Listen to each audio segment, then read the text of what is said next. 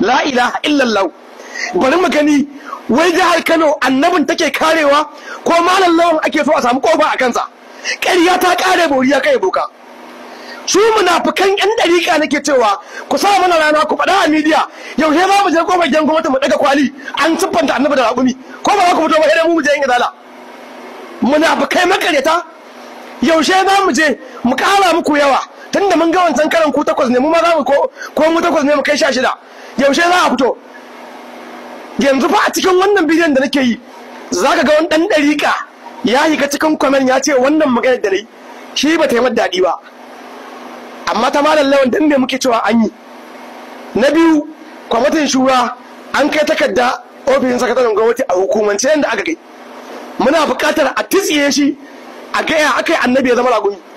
Wannan muke jira dan mu tabbatar ba siyasa bace da ramo gayya. Muna gaya wa gwamna su malam Adam Abdallah su malam Ibrahim Aliyu Kaduna da ire-iren mu mutane ne da sun ma kasa boye soyayya daga kwankwasiya suna iya bayyana soyayya daga kwankwasiya kai tsaye.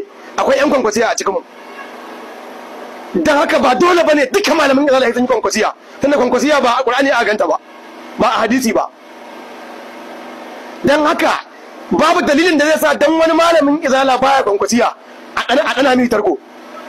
In ma tarkon ne bai kama shi ba ina jira in ga ɗan da ya haifi a jini a zo a Kano a haɗa malam lawan makabala akan wannan masalar. Wallahi ranar za a tubewa ɗariƙa wando a yi mata tsirara. Ai muna da labarin tun shekaran jiya ake mutum an rasa waɗanda za a haɗa su kara da malam lawan. Ni na san duk matasan ɗariƙa in dai masu shekarun malam lawan ne duk Kano ba wanda zai iya kara da malam lawan.